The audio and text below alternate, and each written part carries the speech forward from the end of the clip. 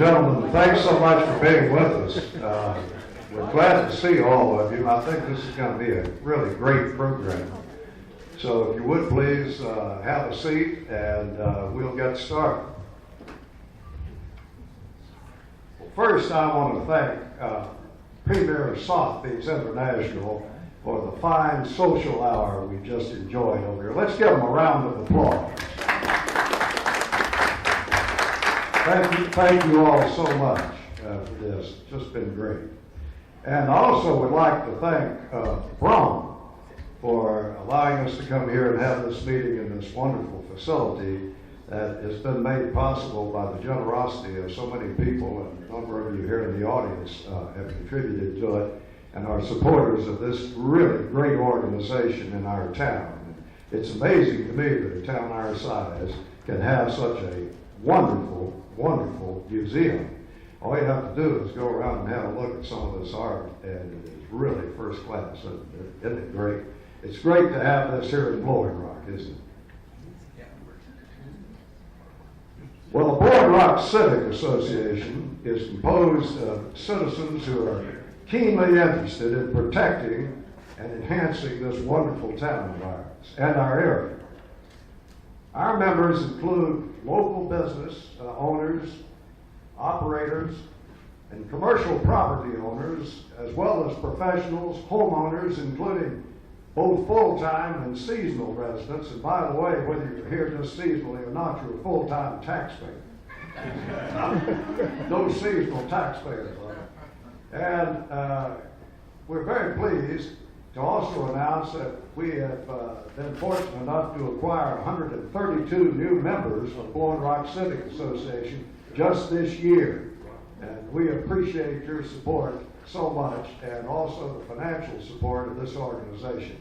Our organization is an organization that has the interest of homeowners particularly at heart. The homeowners are very, very important to this community and always have been. This has been one of the really great second home places in the state as well as in the nation. And all you have to do is sort of look around you and see there are some spectacular homes here that have been built by notable people in all kinds of industries, not only in North Carolina, but in the country. And we are the beneficiaries of those folks over the years who have meant so much to this town and still have a very, very profound interest in the welfare of this great town. Now, I want to mention to you, we have some membership forms. My wife, Betsy, who actually runs the Blowing Rock Civic Association, has instructed me. She's back here. She has some membership forms for our association. If you'd like to join us, we'd love to have you. And also, she has some registration forms if you want to register to vote. Voting is an important privilege. It's a very important privilege in Blowing Rock, and each vote counts a lot in Blowing Rock, because there aren't that many votes. If you vote in Charlotte, you're sort of throwing a pebble in the ocean down there. But if you vote up here, that's a pretty good sized boulder in the pond, and can have an influence. And this year, we're going to elect a majority of council members here who will be calling the shots for the next 4 years for our town, and also electing a mayor for a 2-year term. So it's important, folks, to vote up here in Blowing Rock. On these occasions, we're very glad to have special guests with us, and one of our guests tonight I'd like to recognize is our town manager, Ed Evans. Ed, would you please stand to be recognized? Also, a distinguished member of our town council, Jim Steele, would you please stand and be recognized? Member of Blowing Rock Town Planning Board and a very outstanding member, Mike Page, would you please stand? Delighted to have fine folks like this working for us in Blowing Rock. It's great. And also, I'm particularly pleased to introduce to you one of the outstanding people in the Carolinas. This gentleman is the President, Chief Executive Officer of one of the largest residential real estate organizations in the Carolinas, the Allen Tate Realty Company. And it's my pleasure now to introduce to you the Chief Executive Officer and President of Allen Tate Realty, and that is Pat Riley. Pat, would you say that?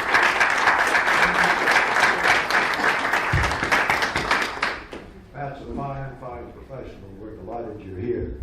While you're here, there may be a home for sale for one of these folks up here in Blowing Rock. You might enjoy it.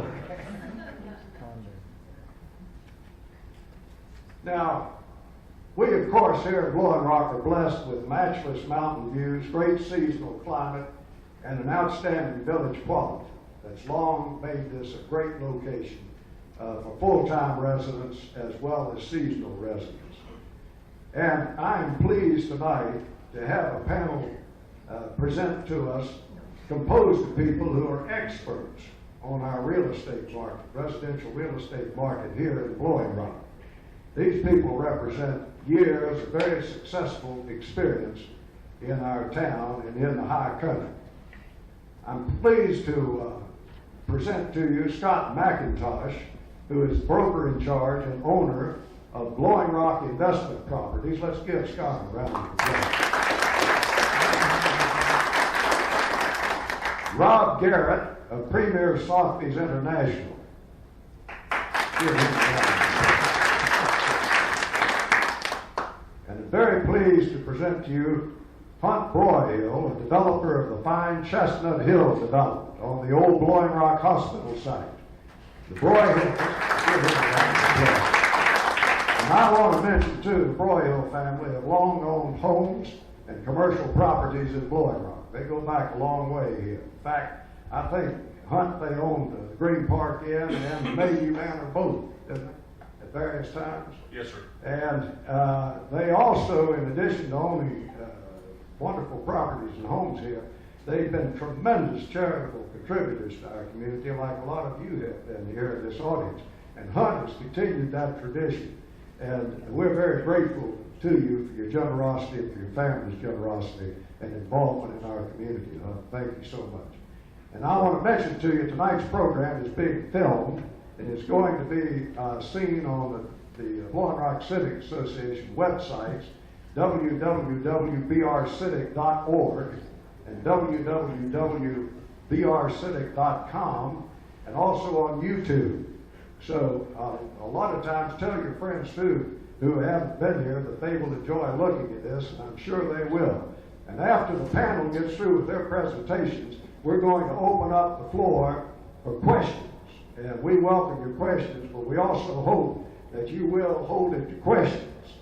I know a lot of us are prone to make speeches at times when we get the microphone. And having been in broadcasting, it's a hazard of the profession to get a microphone in your hand. But anyway, if you would just hold it to questions, we'll be delighted to do that after these gentlemen finish their presentation. Scott, I'm pleased to turn it over to you now, sir. Thank you. Thank you very much, George. First of all, I'd like to start off by thanking the Blowing Rock Civic Association for inviting me back for the second year.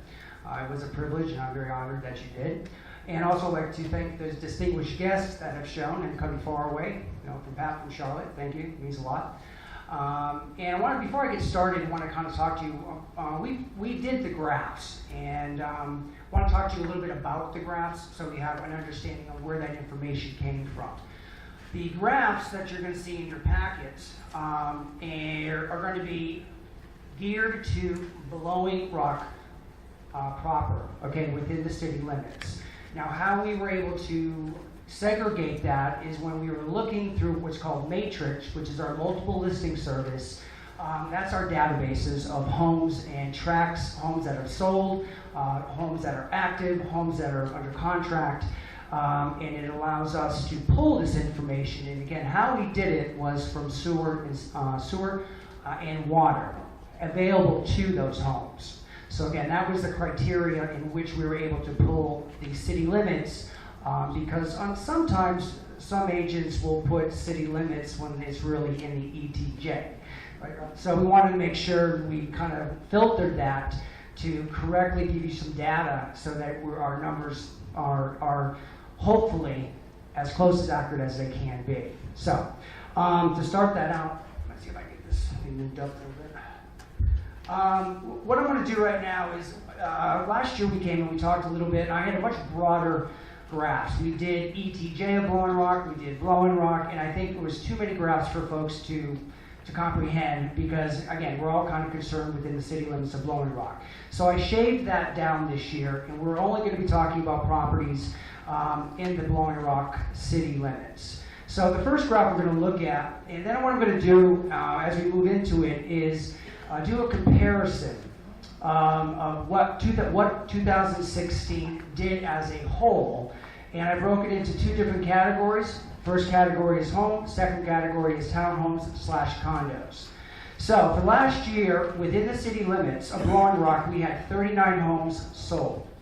Now, after you look at the graph, you're going to see price ranges, and that's pretty much the price ranges as you see. We took it up from below 249,000 all the way up to 2 million plus. And it gives you the price points. Now, what you're going to also see is days on market. Now, the days on market are an average of when, and it's average of all those properties that sold, and then they divide it by those properties on how many days they've been on the market. So again, it's kind of a statistic in order to give you an understanding of price points and days on market. Again, we go through the 2016 below 250. We've had 5 properties that sold.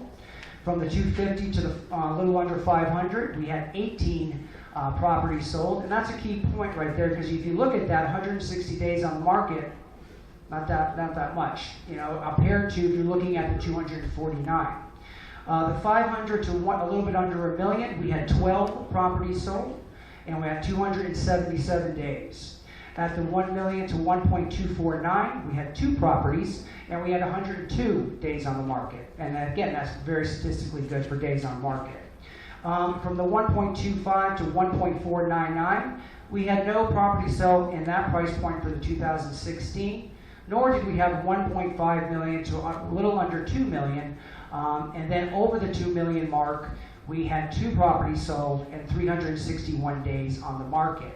Now, this is for homes. This is not townhomes nor condos.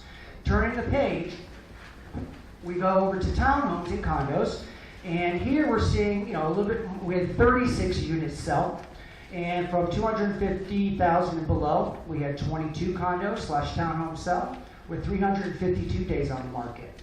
250 to a little under 500, we had 14 sell, average days on the market 333. And from 500 for a little under $1 million, we had 2 sell, and those were 472. And statistically, we had nothing sell over the $1 million mark for that 2016. Now that's kind of a year cap, and we're here to talk about real estate. So what I wanted to do is let's gauge 2016 with 2017. That's going to give us some more statistics to see if our market is improving. So the next thing we're going to do right now is going to be the January 2016 through May 2016 Blowing Rock city limit home sales. And then we'll go back to the 2000s. So I had to take this short period of time because I needed to compare it with 2017. And when we were doing the graphs, this was when we got the graphs over the end of May. So I just want you to understand why we didn't do it, is because this was being prepped before that. Now again, you're going to find June, July, this is when we start getting into our hot season. So you're going to see more of these numbers are going to increase. So January, we had, last year through May, we had 11 units sell, and we had 3 from under 250. We had 5 from 250 to 500. We had 2 from 500 to a little over $1 million, and then we had 1 in $1 million. So we had a total of 11. Now, comparing it to January of this year, what we have right now is we have a total of 9 that have sold. Nothing under the 250 mark. 250 for a little under 400, we had 5 at 212 days. 500 for under $1 million, we had 2 for 484 days, and we had 2 sell in the $1 million range. Okay, again, looking at that at 9, but it is in good looking. We had a much higher sale. We had another 2 million plus home, so that's positive. In my idea that definitely bigger buyers coming in. Moving on to the townhomes. 2016 townhomes. Actually, we're going to start with the homes. Townhomes. Here we go. 2016, we had 9 units sell under 250. We had 5 units on the market for 527 days. From 250 to under 500, we had 5 at 514 days, and then we had nothing so far that has sold so far in that the 500 to a million to a million plus. So I want to give you that information.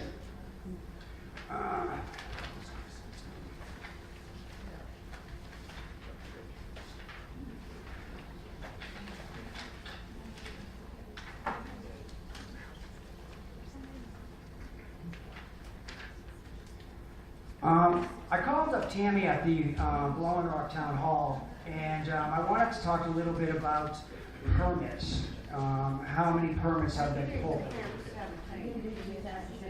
17? No, but you didn't talk about it. Okay. I'm sorry about that. Because it is better. Yeah. You're right. All right. All gloom and doom. Can't be gloom and doom, right? Absolutely not. Okay, so January 2017 through May 2017, from 250,000 down, we had 12 units sell at 311 days. From 250 to under 500, we had 5 units at 82. At 500 to a little under a million, we had 1 for 990 days, with a grand total of 18 units selling in the beginning January through May of 2017. So we are seeing an increase. You're absolutely right with that. So that's a good direction to That go. number's actually higher. What's that? That number's actually higher when the reports were run. I ran some just right before we came in, and the number was actually I think 23. So there's 5 more since that report was. Yeah. Yeah, and again, it's, as you go in season, you're going to find that as we start keeping ticking, more and more sell.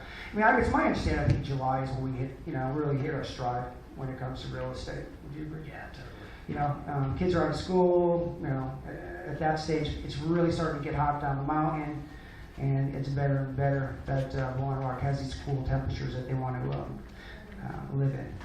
So, great. So, going back to the statement, I wanted to talk to, I called Tammy at the Blowing Rock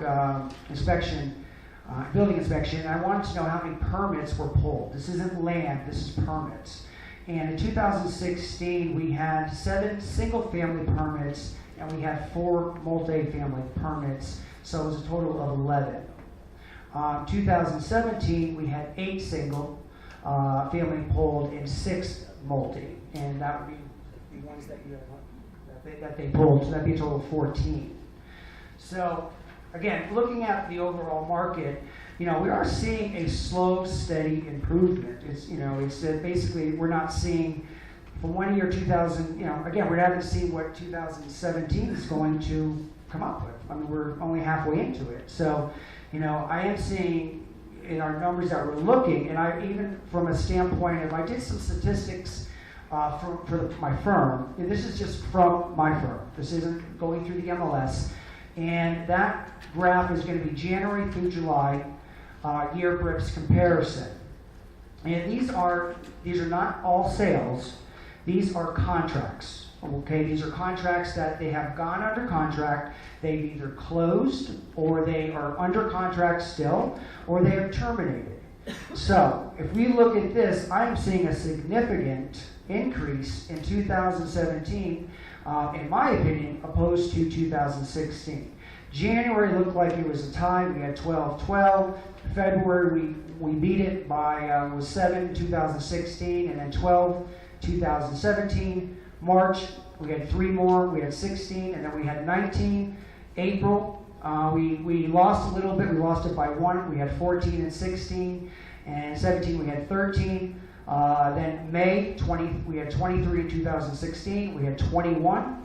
And we came back in June. We had 21 in 2016. We had 24 in June for 2017. And I was very surprised when we saw it in July.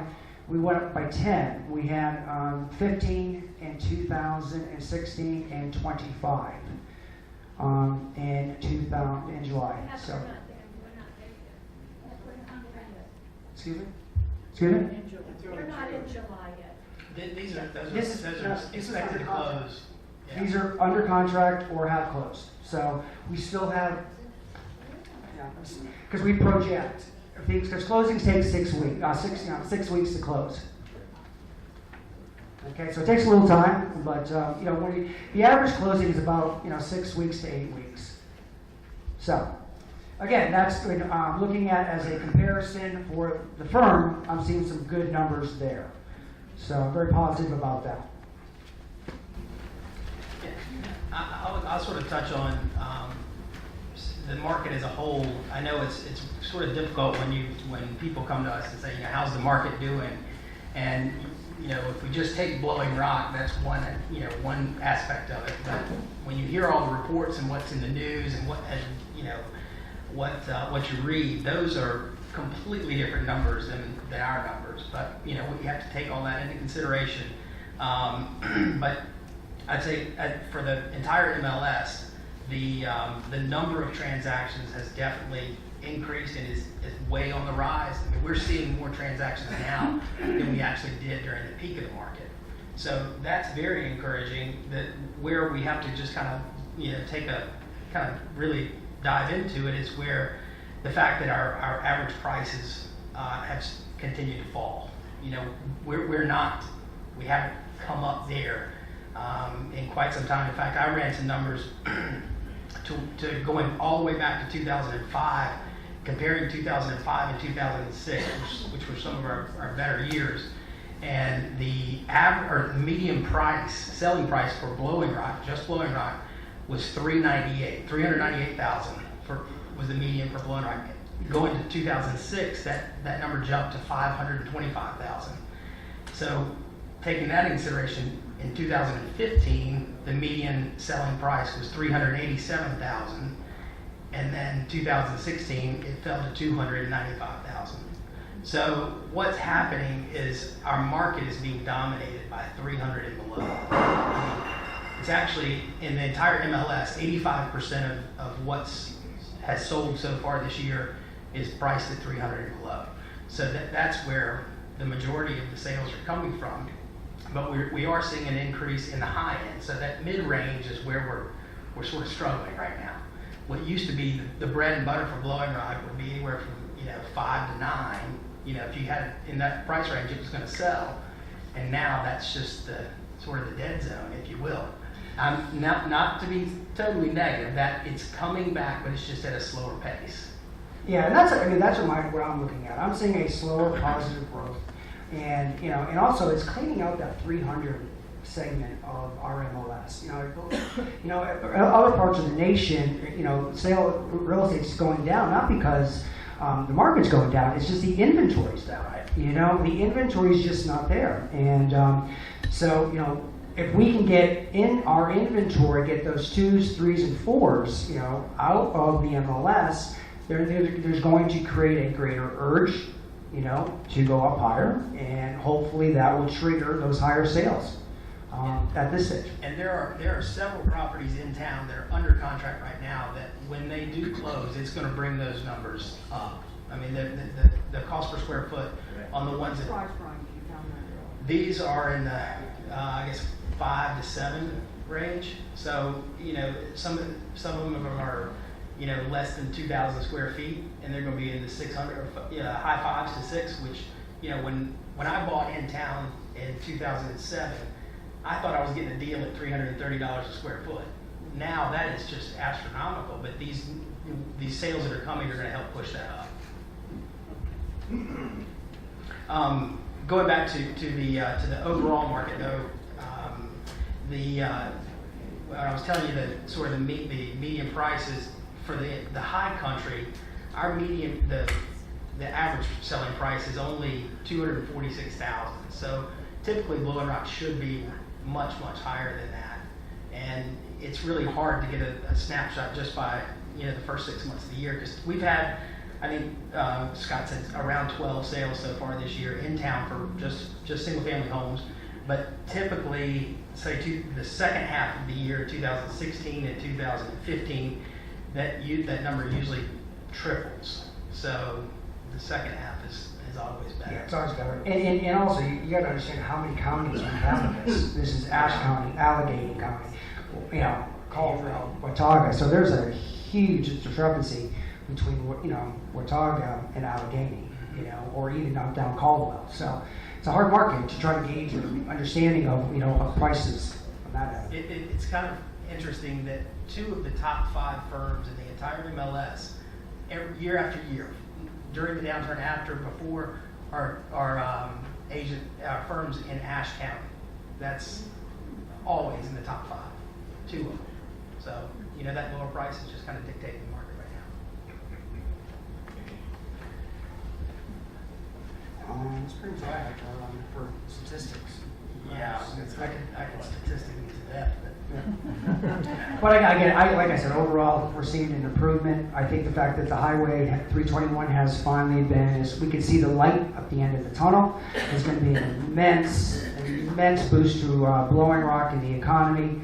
So that is absolutely something that we're expecting to increase, get more buyers up here. Commercially, we're seeing a lot of turnover commercially. And that is great because of the fact that a lot of interest for building up here. Because commercially, we were really slow commercially. That's going to come back, and then when that comes back, we'll get the bigger buyers. We'll get more of the bigger buyers. So I'm really happy seeing the 320 project coming to an end, and I think it's going to help us. Is that the Blowing Rock, Scott, or are you talking about? I'm talking Blowing Rock. I mean, Boone's already seen it. I mean, Boone has been commercially on fire for, I would say, last year and a half. Things are just being swallowed up as fast as they can, and at very good prices. That went, and then again with that happening, and then it happening now in Blowing Rock, I'm suspecting a good 2017 and a great 2018. And there are a lot of projects coming too, with things that are under contract, with new hotels planned. We're super excited about what Hunt's doing, because with one of the struggles we've had in the last few years is not being able to have the product that the new buyers want. When 10 years ago, when you were selling real estate, the buyers wanted that charm, they wanted old, they didn't mind if the floors were a little leaning and creaky. That was character. Nowadays, it's totally not like that. Now it's they want the latest and greatest of everything, and I mean, if it's 9 years old, that's old. They want new, and they want it move-in ready, and that's a product that we struggled to have. So that's part of the reason why our market has kind of fallen behind a little bit, because with what Hunt's going to bring to the table, that's exactly what people want. I mean, the number of condo sales in the last 3 years has just gone up tremendously. So we're seeing people downsize, but the challenge is getting folks that have older properties to price realistically, and that we can turn that inventory and people start updating. Anytime we've got something that's been redone, I'll give you a great example. Yesterday, Gwen and I went to visit a client who had purchased a house in town, and she completely gutted the house. I mean, down to the studs, but it was unbelievable. She just called us over just to get some feedback and see what we thought, and could she sell it, whatnot. And before the end of the day, we had somebody who was just dying, to get in there and see it. Of course, she changed her mind and decided, I think I'll wait, which is probably a good thing for her, because she'll probably get more out of it. But anything that's brand new or that's been recently renovated is hot right now. That's what we need more of. Yeah, I definitely agree with that. That's where Hunt comes in. Yeah, and also the transformation that's happening on Ransom Street is wonderful. It is really, really wonderful. I know we have a project out there called the Village Hideaways. It's 4 townhomes. It's not for the weak of heart, I should say. There's a lot of steps out there, but we're getting a tremendous amount of feedback, positive feedback, people viewing it. And again, it's new product. And that is what Blowing Rock really has missed for a long time. Those are going to be starting at $429,000 for the front ones, and they're going to go to $439,000. And just FYI, if you want to come take a look at them, with someone who's there from Saturday from 12 to 3, we'd love to have you come by, take a look at them, and tell your friends. That's 3 bedrooms, 2.5 bath, open floor plan, about 2,000 square feet, vented fireplace. They got hand scraped pine floors. It's got a little bit of a contemporary feel to it. No garage. No garage. You have 2 parking spots though. Yeah, we ran out of room. Is something going on right beside that to the right?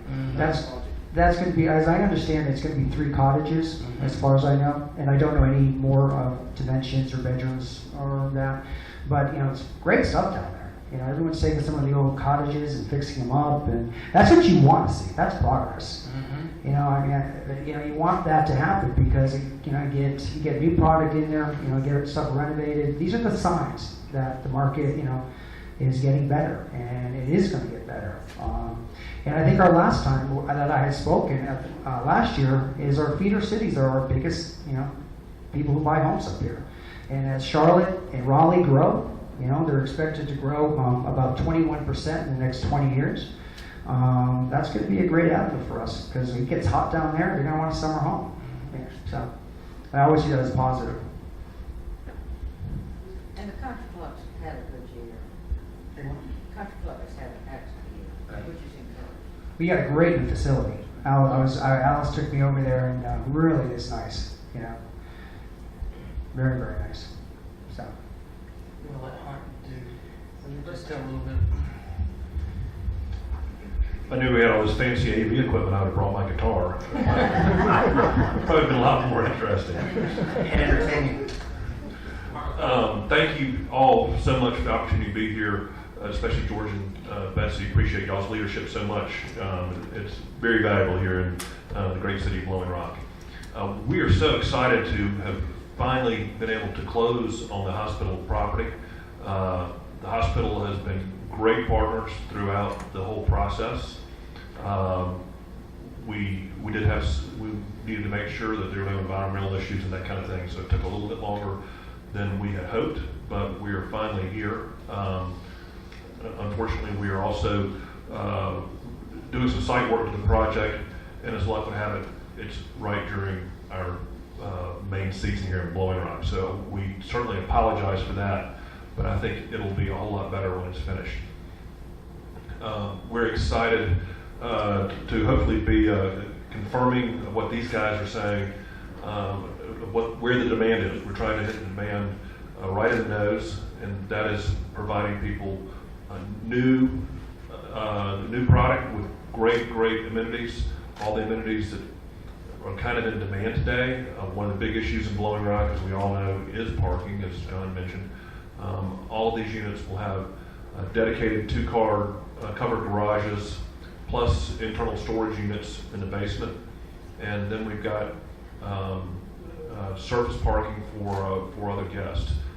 Actually, 28 extra lots. So it'll be very well parked. And it'll be nice if people can park, because then they'll be able to walk to Blowing Rock, to downtown, because of the close proximity. If they don't mind walking back up the hill. Or maybe take a golf cart. One of the things that we are trying to address is to really provide a sense of place. That site is so blessed with its natural topography and natural beauty that we want to make sure that all the rooms have incredible vistas, and we also want to be able to, what is the life up here, but as much as possible is enjoying outdoor life. So I think about you don't get as much credit for the outdoor space, but I think our units are about a third of our square footage is actually decks. I don't know exactly that figure, but 25 or 30%, something like that. 725. There you go. That's why Ashley's here. And Ashley's also told me that while these statistics are very much appreciated, that she's committed to changing them. So both numbers and values. So appreciate all the Sotheby team and other realtors with the interest in these units. We have had people have asked us how sales are going and where we are with marketing, all that kind of thing. And I said, well, it would be doing great, except that we can't sell something that we don't own. And so it's only been in the last month that we've owned the property and actually been able to start doing some marketing. Obviously, there's been interest out there before that, but already we're taking some reservations, and we're very much encouraged by the interest that has initially been shown, and we think that before the end of the summer, we should have several contracts. No pressure. Right. Any questions about what we're doing up there, or comments, or ideas, or vision? I'd like to say, I think everybody here wants to see the market really increase. We're all concerned, and I think we need leadership from people like y'all. You're the ones, what are you marketing? How can we help? Where do we stand as far as, I hope that people will change their voter registration. I don't care how you vote, we need your vote, number one. And number two, what can we do? We all want to help. There's not one person here that doesn't want you to be 100% successful. Well, you're kind, and appreciate that very much. Sometimes we worry that we want to be cutting edge, but we certainly don't want to be the bleeding edge. But when you look at the product that we are proposing, and if you go to, I was talking to John earlier about Charleston, and if you look at other resort markets, certainly getting down into Florida and Hilton down to those areas, product commensurate with this would be a whole lot more expensive. So we know that the demand is being filled elsewhere, so why shouldn't we be filling it in the great town of Blowing Rock with all that we have to offer with our natural scenic beauty and outdoors and culture and character and beautiful residents. So. Square footage price. Y'all pay a lot of attention to that, more so than just the overall price of the property and where it is. That's a big thing in Charleston, is the price per square foot. It's going to vary. I mean, we're starting at about $1 million, and going up from there. The top floors actually have a penthouse, so there's a loft in there, so they'll have an option for either a study or a fourth bedroom. And in the premier penthouse units, I mean, we could be pushing close to $2 million. Yeah, but what's that square footage price? And it depends on which ones we're looking at. So, Rob said something about $300 a square foot at one time, and now it's higher than that. And that's for single family. Condo would be a totally different So animal what would be a there. house square foot average? Now, I think, let's see, I think it's, yeah, it really is, but in town, I don't know if I've got, Depends on if it has a view. yeah, if it's got a Depends on if view, it's maybe there's, unrated, it depends on if it has a gravel drive or a regular drive. And, Does it have and a also, garage? it depends on, what the motivation of the sellers and what they're willing to take. I mean, some people just want to cut their losses and leave, and other people say, I'm putting my feet down. So it's so hard to just give you a general, because it's all over the place. because if you mix in, Still is kind of an average. Well, we can look at that statistically, and give you a number. That'd be easy to find out. I mean, I started the math, we're starting in about the 250 range and going up to, I guess, 500 range.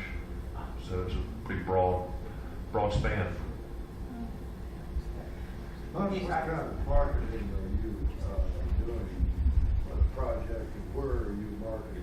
What markets are you targeting? Well, I think Scott hit it. I mean, the natural marketing for us are the larger North Carolina cities, Charlotte, Raleigh, and the Triad area. We are doing some print marketing in those markets and some email marketing. And I think John just about convinced us that we probably need to be looking more at Charleston as well. I think when I look at my friends from Atlanta, they tend to go to Casters in those areas. I don't think that we need to be looking that far to the west. And our two firms are hitting the Charlotte markets a lot, but also Asheville, Winston-Salem, Raleigh. But you know, the online presence is the most important thing right now. We've had a number of people up here from Tampa that are traditionally all citrus people up here, it seems to be. And I was wondering if you thought about doing advertising down there.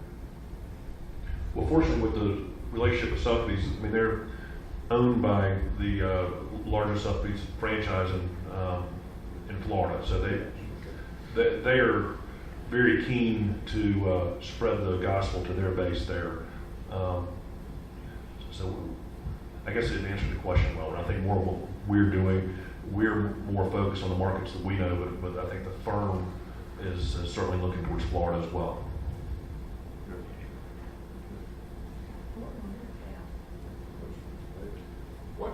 What impact, if any, was there on the inability of the Morningside condo project to go forward?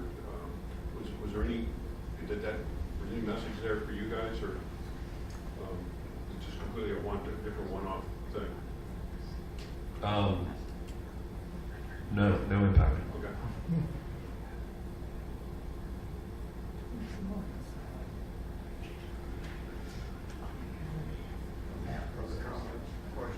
Now, I think, talking a little bit about the square footage thing, I mean, if you're looking for new construction, well, you know, just new construction in general, you know, you're probably looking at starting around 250 a square foot, and it kind of goes from there. So, because that's a constant, you know, when we're working with general contractors, that's the number that they're giving to folks that are looking to build a new home. And then also you have to look at what kind of topography they have to build the house on. So it kind of can change from that point because of the slope. But y'all feel like adequate marketing is being done for current houses as well as new projects? Are you comfortable with that level of what's going on? Yeah, I think it's the best it's ever been. I mean, but you know, just speaking for the two firms that are represented here, you know, I think you know, the reach is far greater than it was, you know, 2 years ago, 5 years ago. Successfully, yes. And you know, and honestly, when I moved up here 14 years ago, you know, it was a completely different place for marketing. You know, I think all realtors all agencies have to have their A game on. They can't put one or two pictures into the MLS. They have to get a professional photographer. They have to do different things because, you know, we are a spotlight now. We're not, you know, you just can't go out and kiss babies and shake hands and sell homes. You know, it is absolutely market presence on the internet. And, you know, that's where they're, you know, statistically that's where they're looking. In the package, you'll see some information that I provided you with internet marketing, with the seniors, also with the second home buyers, and where they're starting their marketing searches. So, you know, that is something I'd that you like look to at. ask, does Pat Riley have any comments? You know, it's interesting, you should mention that, our minds must function the same way, Oh, 'cause no. that's exactly the idea I had. Pat, how about coming up here and telling us, if you would, about what's going on in the second home markets around the Carolinas, what we can do to improve our situation?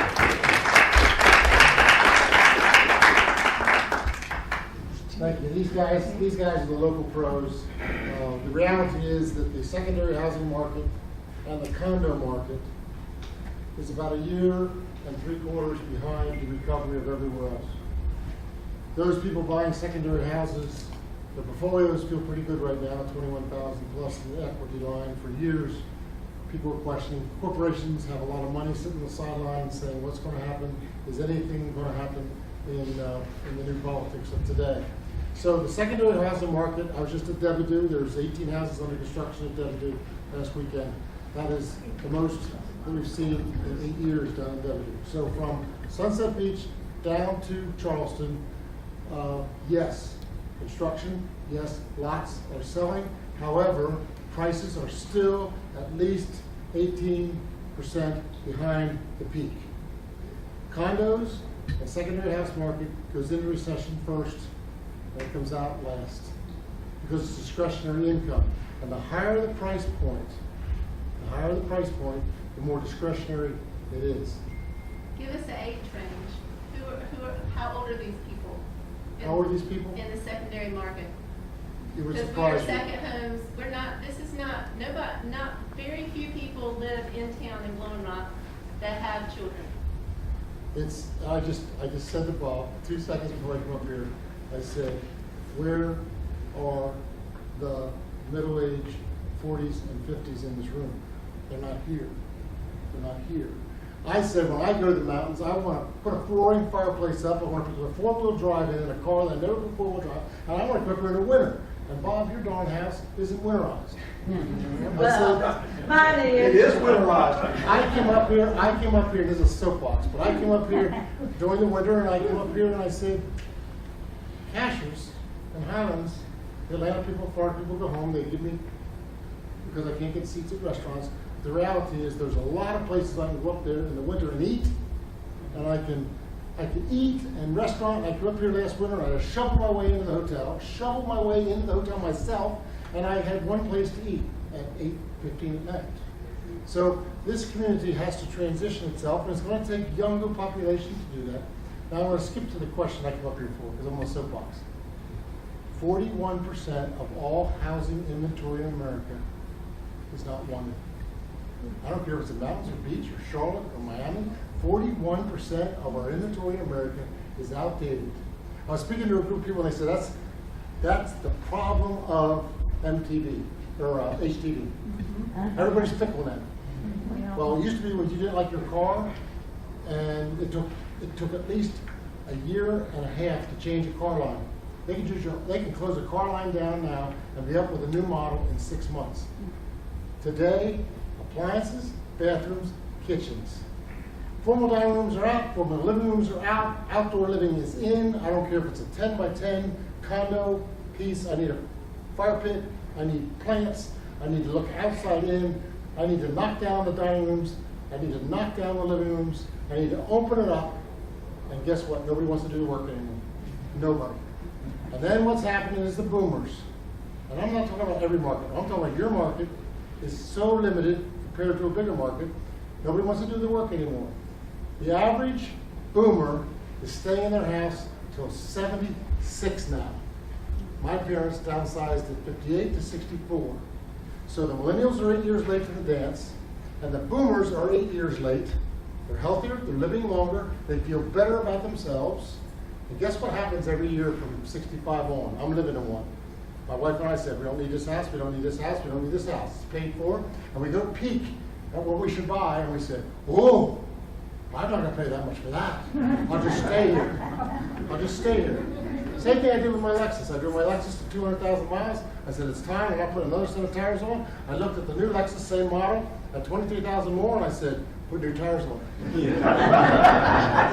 So I'm taking my house, and I'm sitting there, and my 2 bathrooms, not mine, but my 2 bathrooms, my guests have to brush their teeth down here. No, I walk in my front door, and here's a formal living room with a fireplace that nobody in the last 22 years have sit in. Never.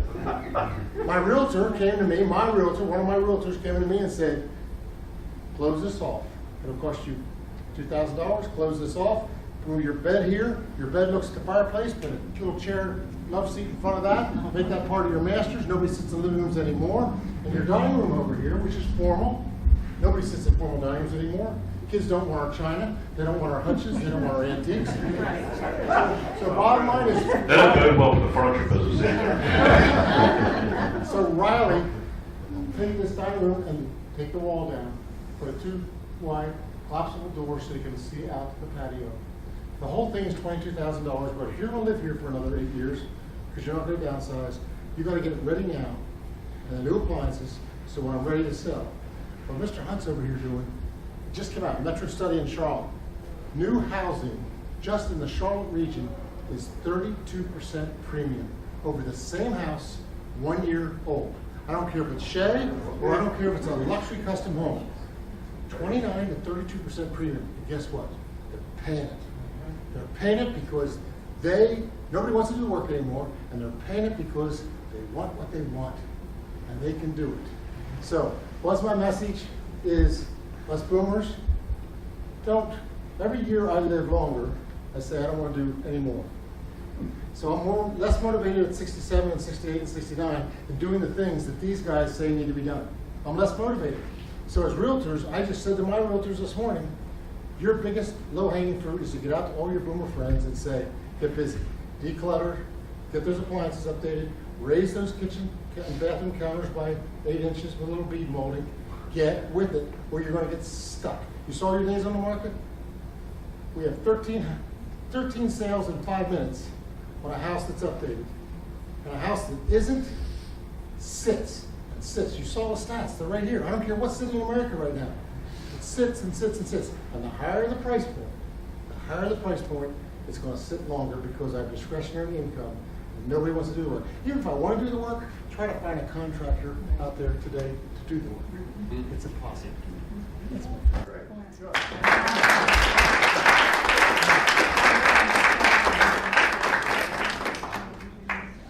That's great. What other questions do you have? Comments? We have, yeah, Bill, he's an expert. This is for anybody on the panel, but the market peaked in like 06, 07. Where would you say we are back percentage-wise to where we were then? 85? I know it's not 100%. Price-wise? For square foot-wise. Oh. I'd say it's still 15. I think we're still 15 off. 15% off. So it's maybe 85% of where it was at the peak. Yeah. Kind of houses. If it's perfect. Yeah, and again, It's gotta be perfect. yeah, and Yeah, I'm just saying, comparison-wise, 10 years ago. yeah, I mean, and again, it goes back to what Pat's saying. I mean, and that's a house that has all the whistles and bells that the folks are looking for. Presently, I can speak to myself. I'm actually looking to move, and exactly what Pat was saying. I'm going to build a new home, and I'm okay with paying extra to build that home because it's exactly what I want.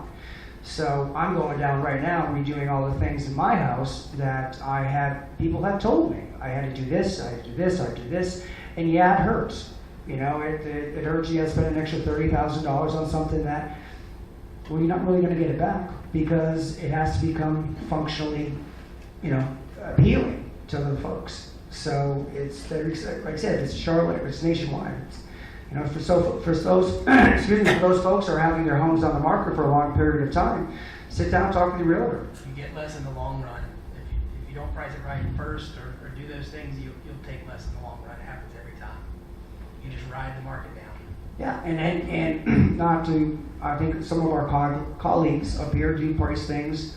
They listen to the seller and they price them what the seller wants to, even though the data in this comparative market analysis says otherwise.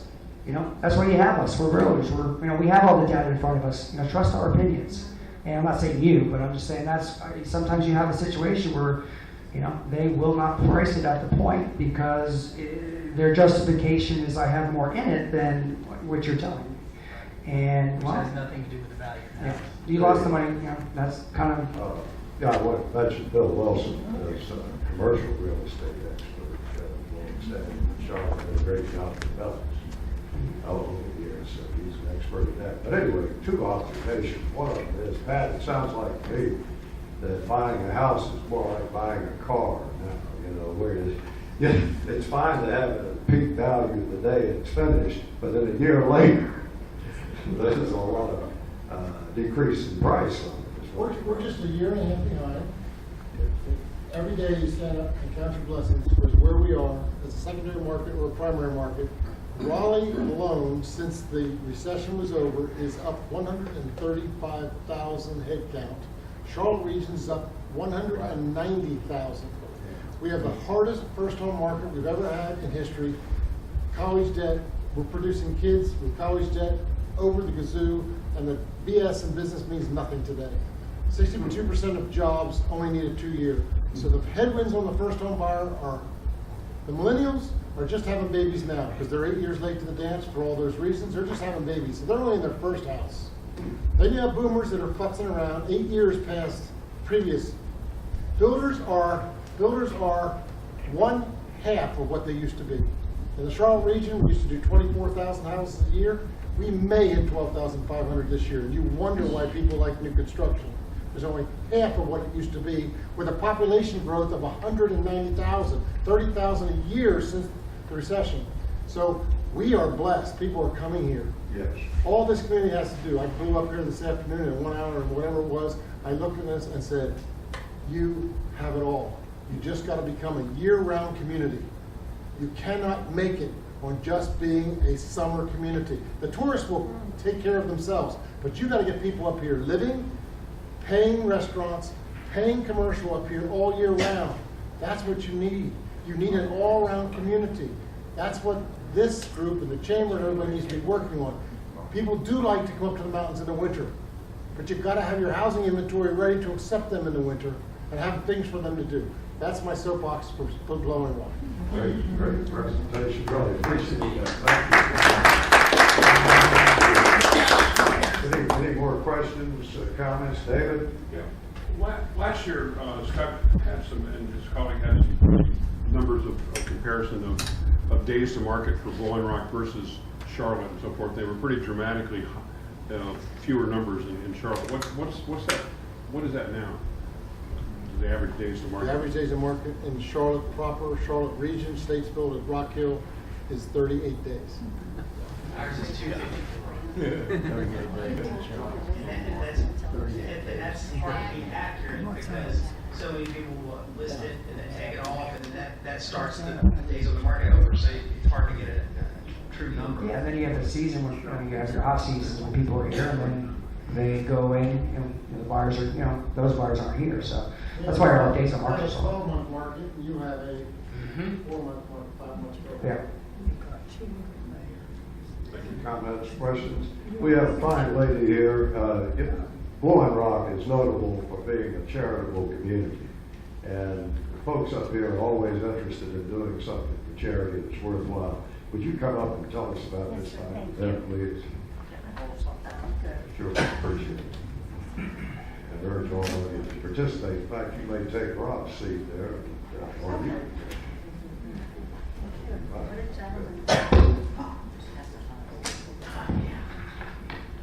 Good evening. Thank you so much for including me in the meeting tonight. I'm forever grateful. Thank you. Just a quick presentation, just a little bit about me. My name is Irene Sawyer. I'm a broker with Blowing Rock Investment Properties in Blowing Rock. And I am a 6-year breast cancer survivor who underwent I underwent 18 months of chemotherapy and all the squirrely little weird surgeries you can imagine. And while I was getting well, the thing that helped me most was talking to people who had survived, but more importantly, to see the commitment that my community had in providing me with programs, all kinds of interesting things to do, things to learn about, connecting with other people, and helping me in any way. So one of my dreams when I got better was, wouldn't it be wonderful if I could find a new home where I could come and I could form an organization, a nonprofit organization that would make sure that anybody who worked for my foundation would be a volunteer. We would not have any paid employees, but more importantly, all the funds that we raised from events, from donations, whatever, would stay right here in the high country. You see so many people who come in from outside, they do a wonderful job, but they take a part of the funds with them when they leave. So that was my goal. So in February, I was able to stand before the Blowing Rock Town Council. I presented a plan to form what I call the High Country Breast Cancer Foundation, Inc. And I presented to them my idea, as I just talked about. But I also said that my main event my flagship event, if you will, would be to hold the first annual High Country Breast Cancer Walk in the town of Blowing Rock.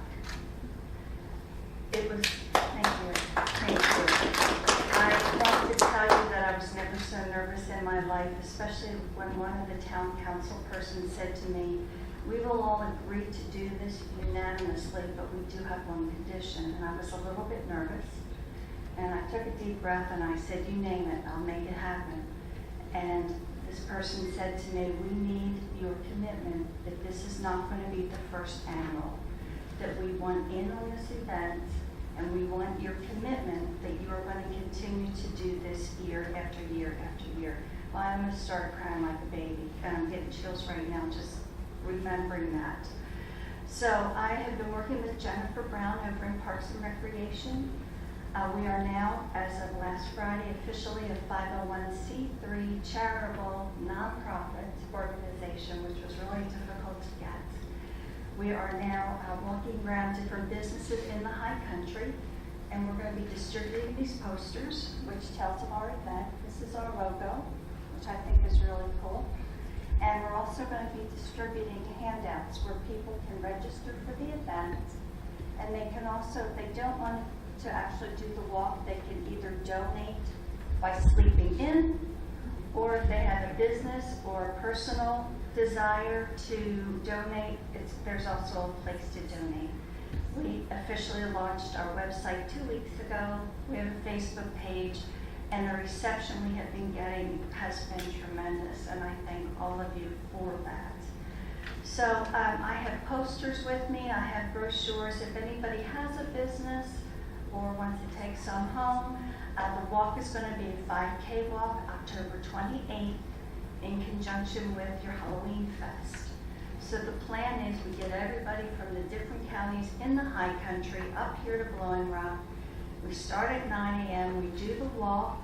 It's a 5K with turnouts at 1, 2, and 3, in case we have a lot of kids that don't want to do that.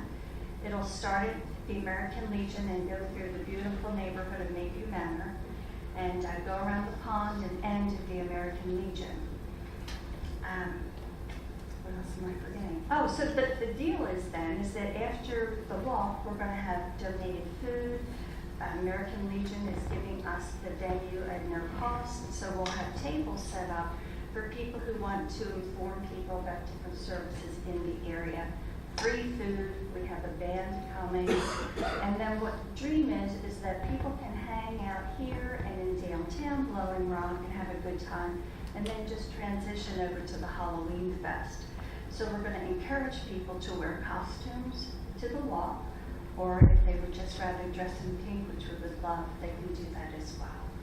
So again, thank you so much for allowing me your time tonight to talk about this wonderful, wonderful dream of mine. Thank you. Thank you. Thank you,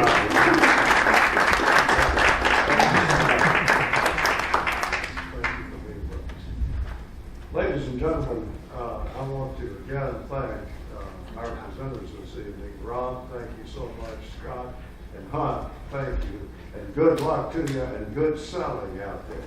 And I also want to thank Richard Puckett and his fine associates at Premier Sotheby's International. They thank you so much for the fine hospitality they've shown us this evening, and appreciate your attention. And let's all be sure we do our best for Blowing Rock, the greatest community in America. Thank you so much.